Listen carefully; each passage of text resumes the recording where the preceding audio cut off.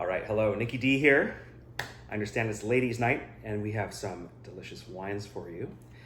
One that I'm sure is going to be a fan favorite and maybe a familiar selection is a Special Club champagne. This is by Paul Barra, who's a grower producer from Bouzy.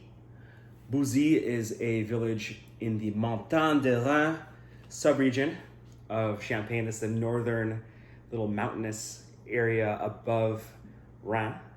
And Pinot Noir is the heralded grape from this area.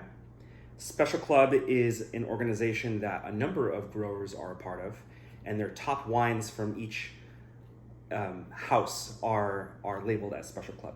This is a rosé from a single vintage, 2015, and is based on Pinot Noir. It should have lots of strawberry blossom and shortcake notes. Strawberry shortcake wine, but it's a dry wine. Next are some dueling Syrah. One is Australian, one is French. First with the French. Cluzel Roche Côte Rôtie Les Schistes 2019. This is from the Northern Rhone in Côte Rôtie, which is in the furthest north of the Northern Rhone. On steep slopes, schist refers to the soil type, which is very prominent in Côte Rôtie. It's kind of this flaky, crumbly, rocky soil. Very steep slopes where the vines are staked into the ground and have to cling on for dear life.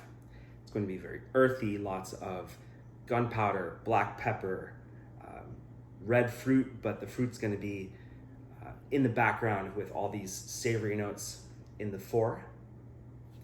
Up against a very powerful wine. This is Two Hands Aries. It's a Barossa Valley Shiraz. In Australia and South Africa, the term Shiraz, it's the same thing as Syrah, but they just say it Shiraz, just like they say torch instead of flashlight. Isn't that Australia? Or they'll say biscuit instead of cracker.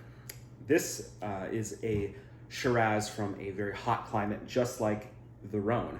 But unlike steep slopes, it's more of a flat land, and the flat terrain allows for the sun to really beat down and not cook the grapes, but get them to really optimal, opulent, amazing ripeness. I was trying to think of another O word, not oculary. Where's Rob when we need him? But this is going to be a wine that shares a lot of the similarities with the French, but has fruit as more in the foreground. Earthiness still present, but more in the background. So it's a little bit like when you're doing photography and you can adjust your depth of field and you can choose what's in focus. With the French, what's in focus is more the earthiness, Australian more of the fruitiness. We're getting a little bit more boost of alcohol and power, so you'll notice a glossy texture with the Australian versus more of kind of a very fine tannic structure with the French. Overall, these are going to be very celebratory, delicious, fun wines that will be perfect for your ladies' night. Cheers.